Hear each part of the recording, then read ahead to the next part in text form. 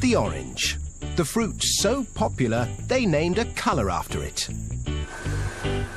America glugs through 2.5 billion litres of the sweet juice every year, and most of it comes from Florida, where they harvest and squeeze over 30 billion oranges a year to keep the juice flowing.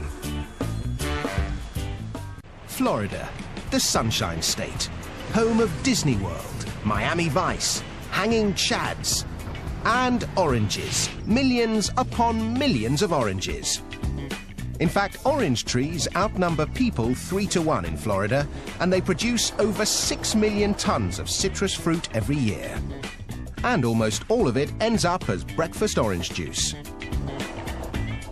To grow oranges, what you need is good soil, large quantities of blissful Florida sunshine, and buckets of rain.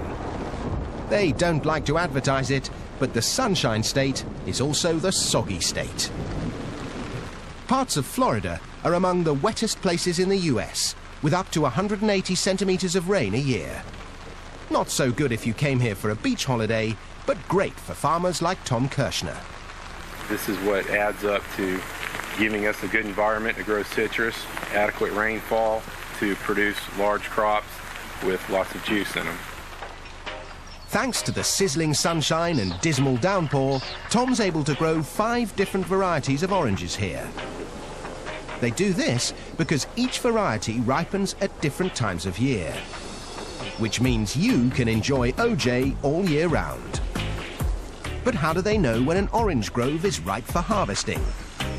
To guarantee that the juice will be liquid sunshine, the sugar-to-water content is analysed, yielding a measure known as the Brix. When it's at least 10% sugar, the oranges are ripe for the picking. But there's no substitute for the taste test. Can't beat that. Ready to make orange juice. The fruit might be tasty, but it's not going to make juice if it's left on a tree. They need to be picked, and with millions of oranges ripening at once, they need to be picked fast. If you want to get fruity in a hurry, you need one of these terrifying contraptions. Or as they like to call it here, the Oxbow 3220. This magnificent machine is what's known in the trade as a continuous canopy shaker. And this particular machine was designed by Tom Visser. It engages the foliage of the tree and shakes it to and fro, and the shake is violent enough to sever the fruit stem, and then the fruit falls and gets intercepted. The Oxbow can harvest an incredible 2 tons of oranges every minute. This performance comes at a price. A pair of these mechanical orange pickers will set you back $1 million. Just as well, Tom's got enough work to keep them busy, picking 2 million boxes of oranges, totaling 81,000 tons of fruit per year. Once the oranges have been picked, the race is on to make sure your breakfast OJ tastes as fresh as can be. So the fruit is shipped out in these 400 horsepower transport trucks, 20,000 kilos at a time. The trucks bring them to an OJ processing plant, like this one in Lake Wales. Dave Crumbly makes sure they don't run out of oranges.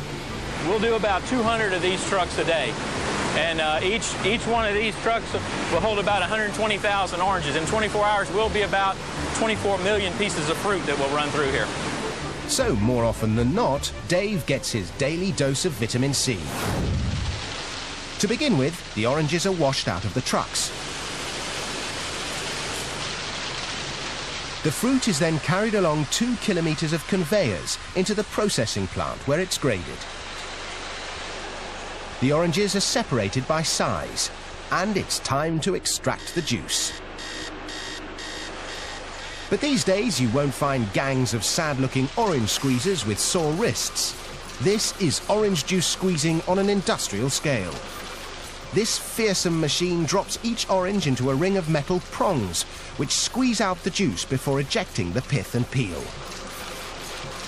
From orange to OJ in the blink of an eye. Of course, when it comes to OJ, the world is divided into 2 great opposing camps.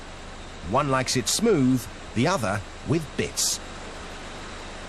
So a load of the pulp that has been carefully screened is added back into the juice to create the wholesome, authentic OJ with all the good stuff still in it.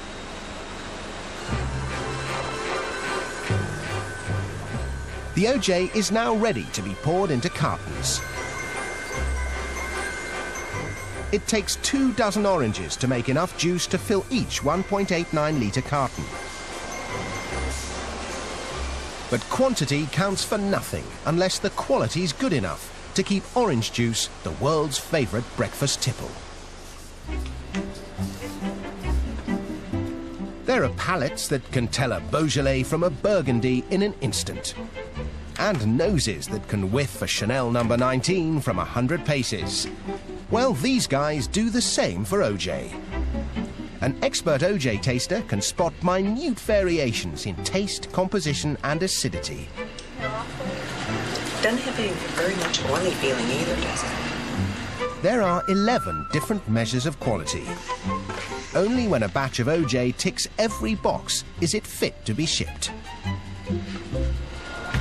All that effort means this factory alone turns 3 billion oranges into over 250 million litres of juice every year, which makes delicious fresh OJ a luxury we can all enjoy.